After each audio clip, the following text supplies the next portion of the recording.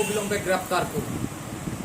যদি আপনারা গ্রেপ্তার না করেন, আমরা প্রয়োজনে ছাত্র যুবরা মিলে কিন্তু আমরা রাজ্যের মধ্যে আমরা ত্রিপুরা বন্ধ আমরা ডাকতে বাধ্য হব।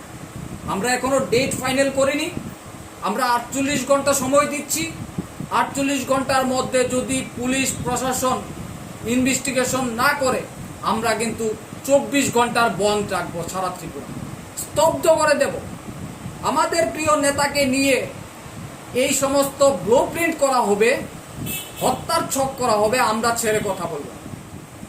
একটা বিশেষ কারণে আজকে কৈলাসহর কংগ্রেস ভবনে আমরা সাংবাদিক সম্মেলন করতে যাচ্ছি এবং আপনারা গত 2 দিন আগে আমাদের রাজ্যের জাতি উপজাতির প্রিয় নেতা, প্রাক্তন মন্ত্রী এবং প্রাক্তন প্রদেশ কংগ্রেস সভাপতি এবং বর্তমান কৈলাসহর কেন্দ্রের বিধায়ক, উনাকে পরিকল্পনাভাবে একটা ছক তৈরি করেছে, ব্লুপ্রিন্ট। এটার মধ্যে যিনি নেতৃত্ব দিয়েছেন, যতটুকু আমরা শুনতে পেরেছি, এখানেরই বাসিন্দা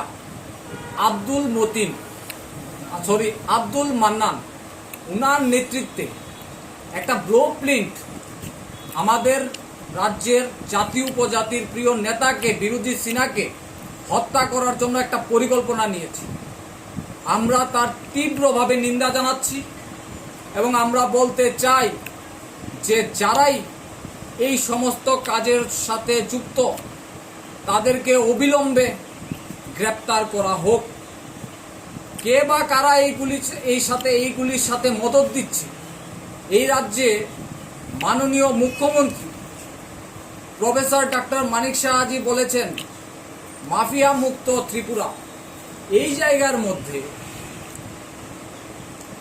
আমাদের প্রিয় নেতাকে, বিধানসভার মেম্বার, বর্তমান বিধায়ক, উনাকে ব্লুপ্রিন্ট তৈরি করা হয়েছে, পরিকল্পিতভাবে একটা মার্ডার করার চক্রান্ত চলছে। এটা কি ধরনের চক্রান্ত?